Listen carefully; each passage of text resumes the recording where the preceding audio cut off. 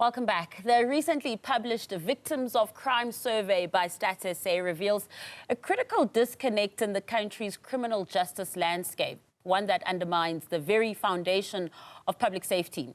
The most frequently occurring crimes, including common assault, domestic violence, property damage, and theft out of motor vehicles, consistently show the lowest rates of reporting to official authorities. This suggests that a vast dark figure of the crime exists, hidden from the police statistics, and creating a dangerous feedback loop where communities feeling abandoned by the system increasingly choose to suffer in silence rather than seek help.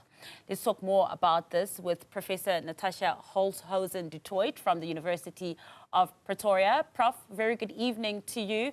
Another very grim picture for South Africa when it comes to crime. What stood out for you in these latest stats? Good evening, Martha, and good evening to the viewers. What really stood out for me is that although there seems to be some levels of lower reporting, it still remains unacceptable. It just shows us in terms of the trust. If you look at some of the reasons that those that were surveyed responded in terms of why they are not reporting, it is reasons like they don't see any purpose in it. And that is something that really stood out for me personally in terms of this report. And also, you know, speaking of that as well, that trust deficit between citizens and the police as well, not wanting to go and report because what's the point anyway?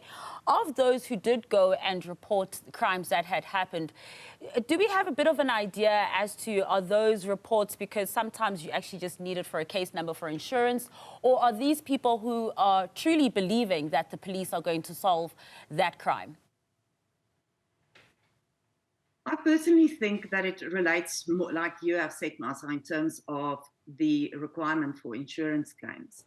I think there's a general perception that people will not get caught in any way, and there could be a variety of reasons for it. So I think that people are purely doing it for insurance purposes, and that they keep on believing that it might be considered as not important, not as big a crime, and those could be reasons why people are not reporting. Because they continuously, we can see that there's a downward trajectory in terms of the reporting of these crimes, and they affect all of us.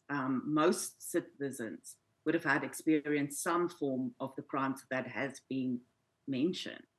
Yeah, and also, you know, one of the prevalent crimes that was also reported was housebreaking as well as home robberies. Prof, if you could just distinguish between the two for us, please. So the home breakings, that would be, for example, where somebody breaks into your house, you might not be there. But when we consider then the home robberies, this is often more violent as well as traumatic. And we have seen that in many of these cases, also according to the report, that often weapons are used in a case like this. So that would be the primary distinction between the housebreakings and the home robberies. And with looking at that number as well, 43% of housebreaking incidents going reported to the police as well. But that 43%, which is near half, is also not a really true reflection of the picture. I don't think it's a true reflection at all, because if people are not reporting, we will never get the true reflection of what the statistics should actually be. And I think in that, because it will be skewed, it poses another problem, because it also spills into, for example, policies, it spills into efforts to try and curb these kinds of crimes that are being committed by the criminals.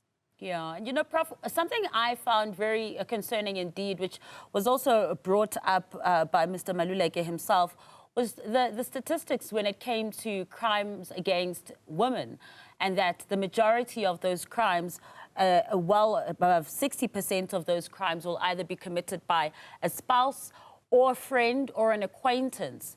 And he spoke of the vulnerability of women. And when it comes to men, it seemed that the bulk of their attacks and assaults were done by strangers, not people that they knew. So actually, Martha, the sad reality is that this is not new. It has been known for a number of years that in cases of where females are attacked, it is somebody that you know, and quite often it is a spouse, a partner, a friend. So it's not a stranger. You know, that is why we often see also in the field of criminology that there would be areas that specifically would do research on aspects relating to femicide, wife battering. I mean, you don't get a term like male or husband battering, but you do get that for females. And that is why we are a country which has serious problems in terms of gender-based violence. And even if we try all the activation that we can and all the awareness campaigns, it doesn't seem to go away. Mm. And, you know, I don't know if you caught the developing news that happened, you know, this afternoon as well, where we heard the police minister basically criticizing the police commissioner about these dockets that relate to political killings. But this also stems from the allegations that were posed by the KZN police commissioner. And it speaks to leadership in the SAPS and this trust that we've been speaking about, Prof. When you're looking at these happenings and, you know, them not singing from one voice and there being this contention, it seems, between the two, what does that say for our crime stats and our crime experience as citizens? Martha, I am of the opinion that it just shows us that we as a public cannot trust the police. Purely because if they don't even trust each other, how can we trust them? So from a citizen perspective, you know, we keep on asking questions that relate to corruption. We see that dockets often go missing. So it doesn't build of legitimacy in terms of the police. Yeah, and just before I let you go as well, we were talking about, you know, this not being a true reflection of the state of crime in the country. I think what will also even limit those numbers even more is if we look at from those figures that have been reported, from those statistics that have been reported, out of those statistics, how many prosecutions, convictions are there to show for that? Well, I think that is the million-dollar question.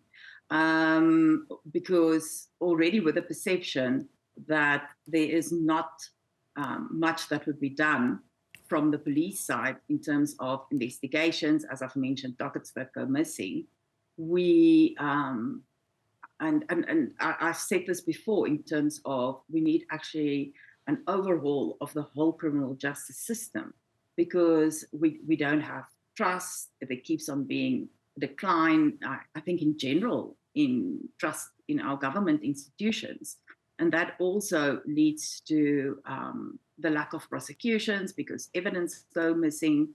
So I think, I mean, it's a bigger problem because we might not have enough prosecutors or enough people to be able to follow through on the investigations.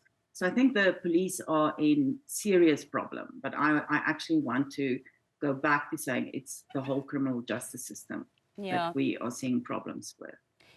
Do you think this Madlanga Commission of Inquiry will do anything to assist when it comes to that trust deficit as well?